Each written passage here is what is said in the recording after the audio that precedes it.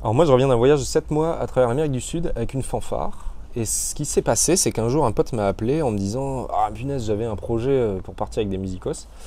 Et je vais devoir me désister parce que j'ai trouvé un job. Et apparemment ça lui tenait à cœur de faire ça.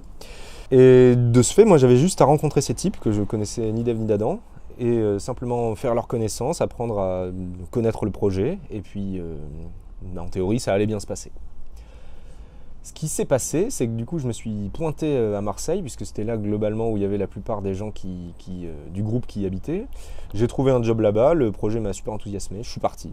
Tout s'est bien passé, je suis parti.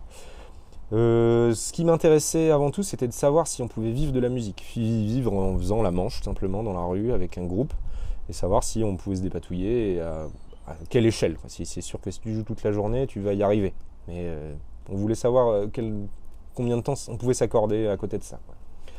Le but c'était de partir en Amérique du Sud. On avait le projet de partir dans 7 pays.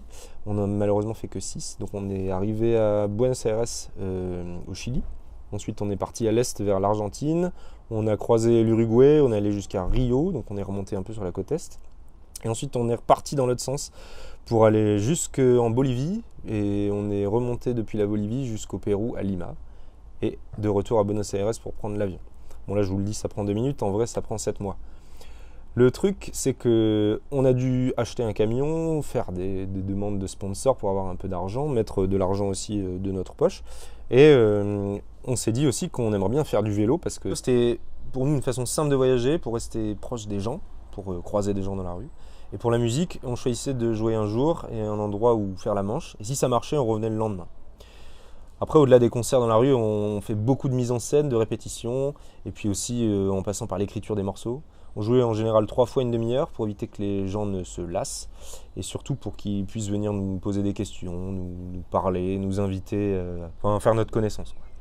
C'était super important de laisser les gens venir à nous. Au niveau de la fatigue, c'est bien aussi, parce que, bon, sur le voyage, on a décidé de diviser en 3 fois 10 jours, c'est-à-dire qu'il y avait 10 jours de musique qui étaient censés financer les autres 20 jours.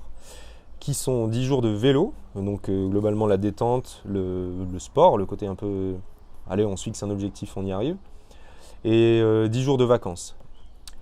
Pendant les vacances on se permettait des visites, des trucs qui sont un peu plus chers, qu'on payait de notre poche, et parfois des gros breaks, quoi, des types qui quittaient le groupe pour faire autre chose. On avait une formation de cuivre et une batterie, on jouait des musiques populaires pour toucher les gamins, les mamies, les familles. Et jouer de la musique populaire, c'est aussi faire découvrir aux gens nos instruments dans d'autres contextes. Jouer du Lady Gaga avec une fanfare, on l'a fait. J'ai appris beaucoup sur l'humain, forcément, même si on s'ouvrait pas mal de promiscuité. On était beaucoup les uns sur les autres. Mais ça avait du bon et du mauvais parce qu'au final, on avait tous besoin que chacun soit là pour pouvoir continuer de jouer avec le groupe. Puis ça me réconforte dans mon idée que je peux vivre de ça dans ma vie, au moins une partie. Pas forcément trouver un boulot fixe dans une ville donnée. J'ai envie d'avoir plein de jobs différents, d'avoir plein de centres d'intérêt, d'être plus libre, de pouvoir avoir plein d'attaches partout. Et voyager avec la musique, ça me plaît. Je pense que j'ai vraiment envie de progresser, de devenir meilleur. Au final, des amis, tu peux en avoir partout dans le monde. Ça restera tes amis même si tu passes pas ta vie avec eux.